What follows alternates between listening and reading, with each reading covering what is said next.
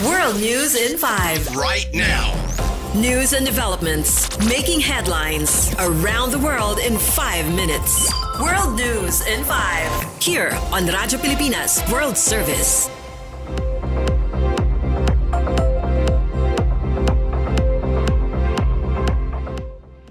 Good day. This is World News in 5 here on Radyo Pilipinas World Service.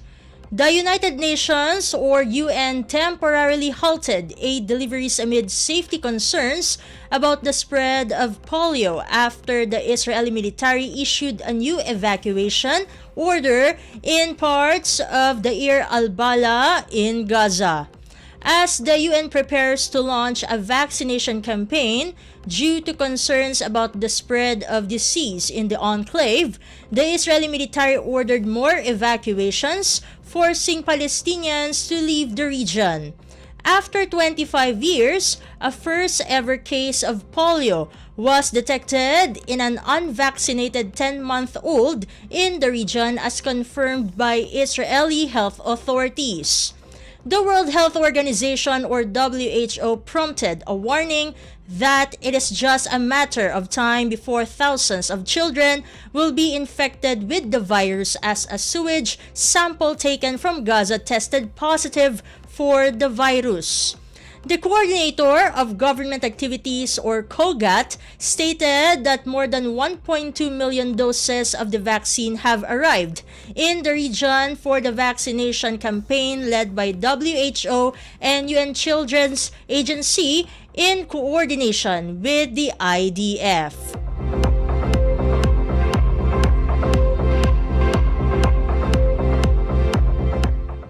In other news overseas, a Bedouin Arab hostage who was held by Hamas since the October 7 cross-border attack was rescued in a complex operation conducted by the Israeli Defense Forces or IDF.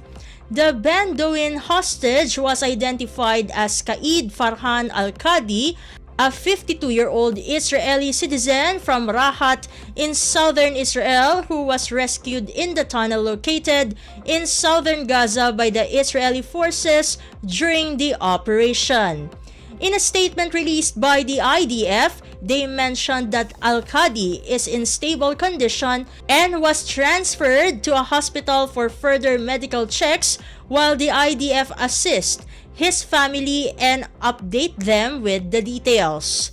Israeli Prime Minister Benjamin Netanyahu meanwhile praised the operation led by the IDF and emphasized that the authorities are persistently working to return the remaining hostages held by the Palestinian militant group. According to the Health Ministry of Israel, over 100 captives are still being held in Gaza as a result of Israel's battle with Hamas, which has resulted in over 40,000 Palestinian deaths and over 92,000 injuries. In recent months, there have been several calls for a ceasefire in exchange for the release of hostages, which would end hostilities in Gaza and allow Hamas hostages to return.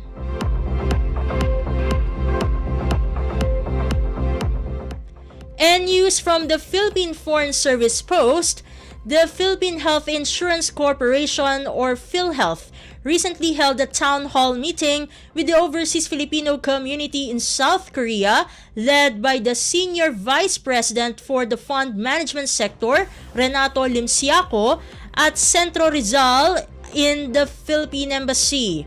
During the event, members of the Filipino community had the opportunity to engage directly with PhilHealth staff and learn more about the benefits and services available to them.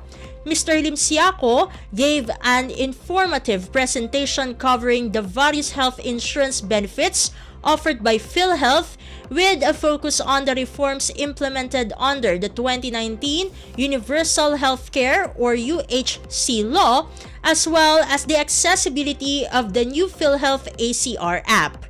Ambassador Teresa Dizon de Vega delivered a message to the Filipino community reaffirming the embassy's commitment to actively engaging with government agencies that provide essential services. The embassy encourages members of the overseas Filipino community in South Korea to stay informed about upcoming town halls and other informational activities that they can participate in, whether in person or online.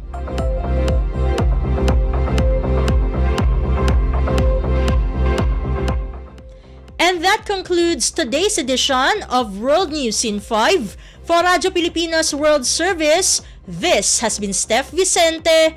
Good day and stay safe, everyone. World News in 5. Right now. News and developments making headlines around the world in 5 minutes. World News in 5. Here on Radyo Pilipinas World Service.